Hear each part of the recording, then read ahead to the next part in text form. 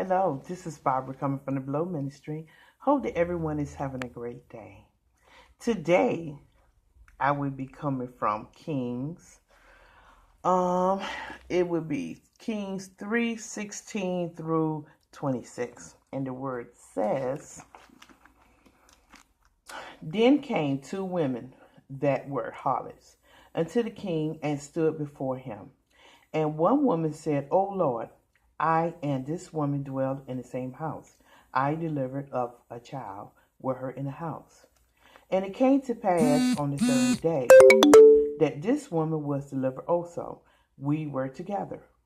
There were no strangers with us in the house, save us, we two in the house. And this woman child died in the night because she overlaid it.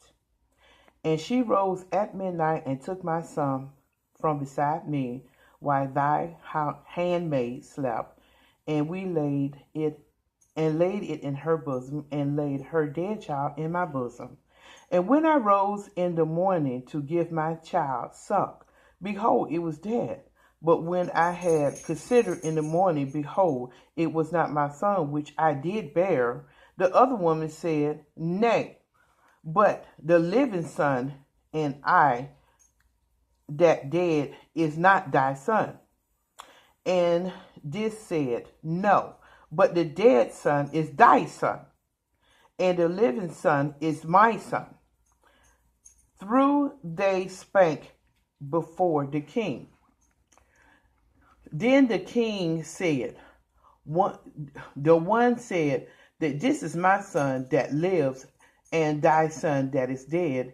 And the other said, Nay, but thy son is the dead son, and my son is the living son. And the king said, Bring me a sword. And they brought him a sword before the king. And the king said, Divide the living child in two, and give one half to one, and give the other half to the other. Then spake the woman who the living child was unto the king for. She bowed yawning unto her son. And she said, O my Lord, give the living child, and in no way, and in wise slay it. But the other said, Let it be neither mine nor thy, divide it. Ooh. I know sometimes we can't get this King James thing. Whew, so many words. But I'm going to stop using. Sometimes people say they don't understand the King James Version because of the these and the thys. But you got to get there. Just hanging there with me because sometimes I be like, But today's title is called Holding On or Letting Go. One of my friends sent me a message. And when I was listening to that message, it was a very good word. It was. And while I was listening to that message, God was telling me, hold on, hold on, hold on. And I was like, So when I started meditating, that's what I thought about these two women that was fighting over this baby. And how selfish we can be in life. The woman that lost the baby, that her baby was dead, she was willing to let the king cut this baby in half.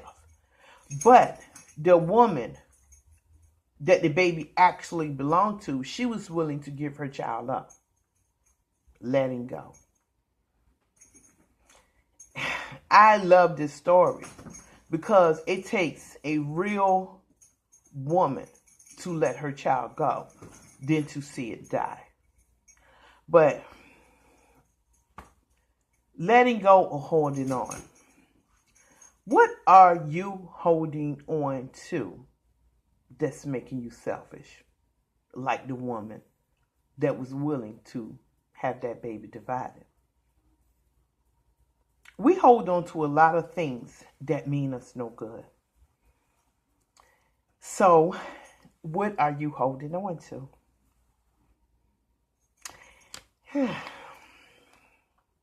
The things that we hold on to that we need to let go. Sometimes we need to let go of relationships. Dating has really become really hard right now. You cannot date anyone without them wanting to have sex. And if you're a woman walking in the will of God and you say no to certain men, they're just what? Let you go. And when you become a certain age, when you date, you become desperate. And that's where the problem becomes. Women become desperate.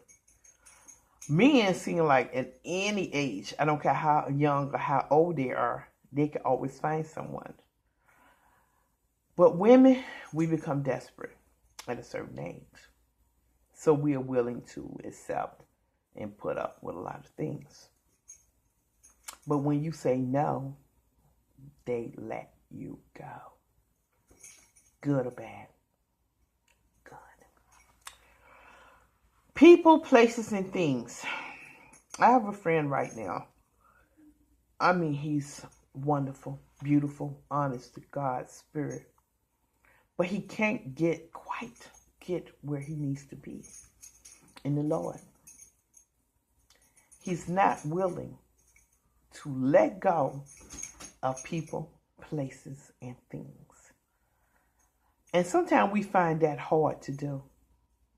We don't want to relocate. We don't want to give up certain people in our lives. And we don't want to give up certain places because we are familiar, and we're comfortable in those places.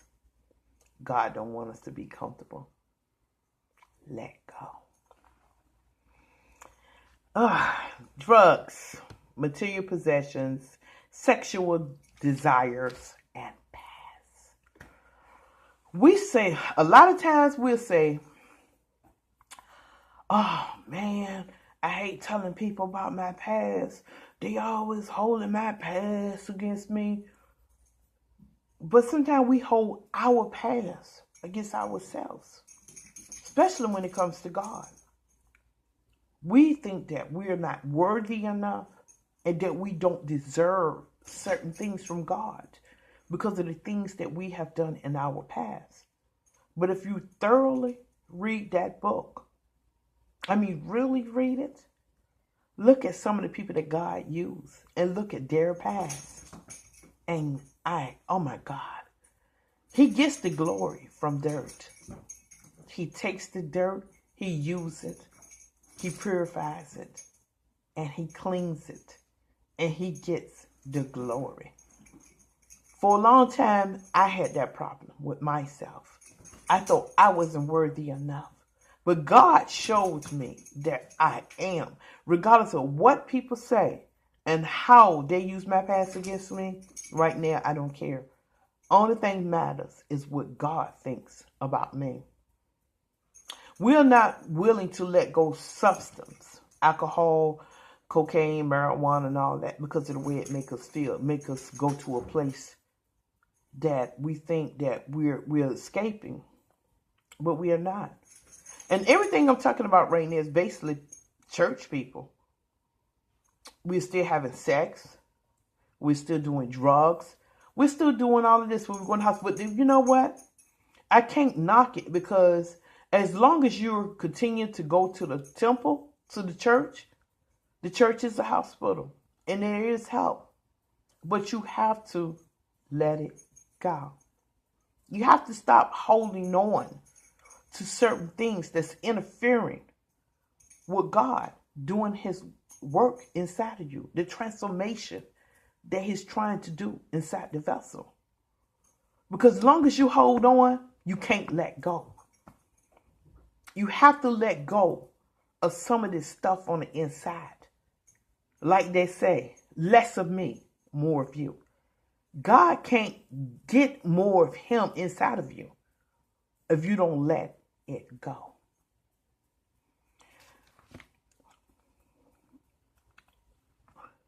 It's hard to let it go.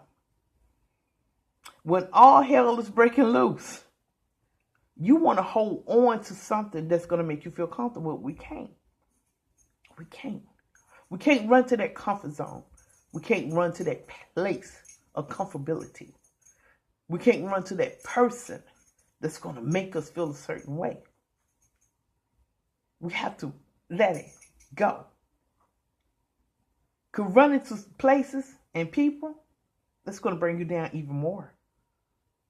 It's going to take you somewhere else. And you don't want to hold on to something that's going to take you from God. You got to let go of those things so God can get where he needs to be inside of you. And we know the enemy knows what you love to hold on to. That's why he dangles it in front of you. That's why he tempts you with it. That's why he put that piece of sugar in front of you. You know what I'm saying? Like I told somebody before, I'm what's good for you. But the enemy gonna give you that sugar. You the horse, I'm the carrot, and she the sugar. Which one are you gonna choose? Most likely, you're gonna pick that sugar. But you know what? You're gonna end up with a whole bunch of cavities in the stomach ache. But then you won't have to let it go. But then you should have held on.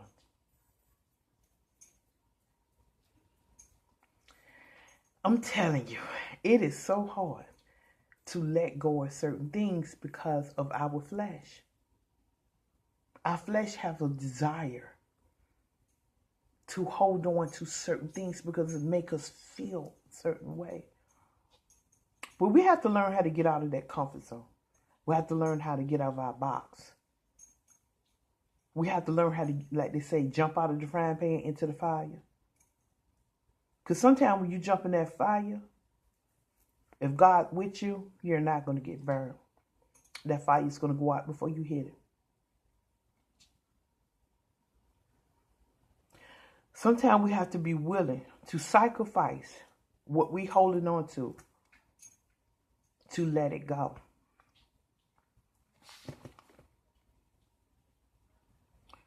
When you hit rock bottom, and you will sometimes, especially if you have an addiction, when you hit that bottom, where you gonna go? You can't go no further because you already down. When you to that point right then and you call on God, you think that he's going to leave you there or he's going to lift you up. We have to learn how to let go of certain things regardless of how it's going to make us feel, how bad we're going to hurt. Are we going to be lonely? Most likely. But you're not going to be alone. God is always there. Always. So are you going to hold on or are you going to let it go? This is Barbara coming from the Below Ministry.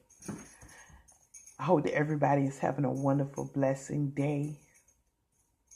Hope that you are loving on your family. Hope that you're praying for your neighbor. And I hope that you are letting some things go so it can be less of you and more of him. I love you and God do too. Be blessed.